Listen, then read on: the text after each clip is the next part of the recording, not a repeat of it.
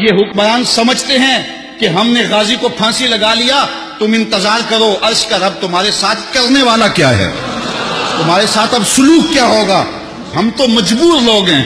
ہم تو کچھ نہیں کر سکے، لیکن جس کے رسول کی توہین کرنے والے کو قتل کرنے کے جرم کے اندر غازی کو شہید کیا گیا ہے، وہ رب بڑا غیرت مند ہے۔ اور تم انتظار کرو عرش کا رحمان تمہارے ساتھ اب کرتا کیا ہے، تم کیا ہے، اب باقی رہ کیا گیا ہے، اب تم انتظار کرو کہ تمہارے ساتھ رب کرتا کیا ہے اور تمہارے ساتھ حال کیا ہوتا ہے۔ تم رسوائی اور ذلت کے اس مقام پہ پہنچو گے اور عبرت کا نشان بنو گے کہ دنیا دیکھے گی، اور تم رسوا ذلیل ہو جاؤ گے۔ اور غازی کل بھی زندہ تھا، غازی آج بھی زندہ ہے، اور اس کا نام بھی باقی ہے، اس کا پیغام بھی باقی ہے۔ اور یہ بھی سن لو کہ غازی اگر چلا گیا ہے، جب غازی علم الدین کو شہید کیا گیا نا، تو ایک ہندوؤں نے جلسہ کیا، کہا کہ ایک شخص اٹھا تھا، ہم نے اس کو مار دیا ہے، اب ہم جو چاہیں کریں۔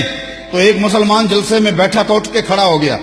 اس نے کہا کرو جو کرنا ہے، غازی خود گیا ہے، چھرا چھوڑ کے گیا ہے، وہ ہم نے ساتھ دفن نہیں کیا، وہ چھوڑ کے گیا ہوا ہے۔ تو یہ مت سمجھو کہ ہماری غیرت مر گئی ہے، کتنے غازی پیدا ہو گئے ہیں، کتنے لوگ تیار کر گیا، اس کے جنازے میں کتنے لوگوں کو حرارت ایمان کی دی ہے۔ تم نے غازی کو مارا نہیں، غازی کو زندہ کیا ہے۔ اگر تم چھوڑ دیتے تو شاید تحریک کمزور ہو جاتی، لیکن تم نے قتل کر کے اس تحریک کو مضبوط کر دیا ہے، تم نے اس کو پانی دیا ہے، اب یہ تناور درخت بنے گا۔ تم اپنی خیر مناؤ، 295 میں سیکھو، تم ہاتھ بھی نہیں لگا سکتے اللہ کے فضل سے۔ ان کو قتل بھی نہیں کیا گیا اور ان کو سولی بھی نہیں چڑھایا گیا، بلکہ اللہ تعالیٰ نے ان کو آسمان پہ اٹھا لیا۔ لیکن ان کا خیال یہ ہے کہ یہودی قاتل ہیں ہمارے پیغمبر کے، اور حضرت عیسیٰ نے کوئی جرم نہیں کیا تھا، اور یہ ان کے در پہ آزاد ہوئے، ان کو نہ صرف شہید کیا بلکہ مصلوب بھی کیا۔ بغیر کسی جرم کے وہ سولی چڑھ گئے، تو قیامت تک ہمارے آنے والے گناہوں کا کفارہ بن گئے۔ تو عیسائیوں کے ہاں ایک بنیادی عقیدہ کفارہ، اس کی نشأت ہونے لگی، اور پھر وہ ان کے عقائد کا، نظریات کا حصہ بن گیا۔ اور اب وہ کہتے ہیں ہم جو مرضی کرتے رہیں،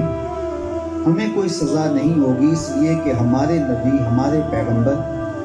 ہمارے گناہوں کی سزا کاٹ چکے ہیں، بغیر کسی جرم کے سولی چڑھ گئے، مصلوب ہو گئے،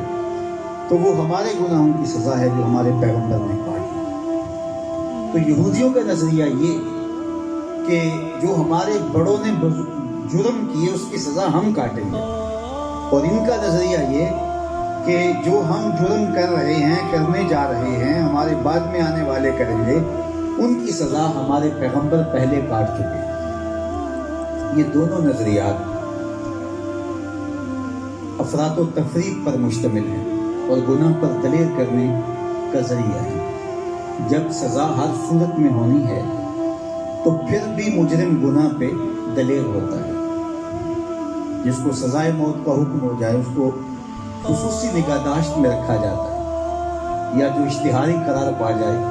اور جب کہیں ملے تو اس کو گولی ہی ماری جانی ہے، تو وہ بھی گناہ پر دلیر ہو جاتا ہے کہ جب میری سزا یہی ہے۔ بنی اسرائیل کا وہ شخص جس نے 99 قتل کیے تھے، اور ایک خام صوفی نے کہا کہ تیری تو توبہ نہیں ہو سکتی، تو اس نے کہا کہ جب میری بخشش ہی نہیں ہے تو پھر 99 کیا اور 100 کیا، اس کی گردن بھی کاٹ دی۔ تو جب انسان مایوس ہو جاتا ہے تو گناہ پہ دلیر ہو جاتا ہے، اور دوسری صورت جب اسے یہ ہے کہ میرا کچھ نہیں بگاڑ سکتا، اور میں عدالتیں خرید سکتا ہوں، کچہریاں خرید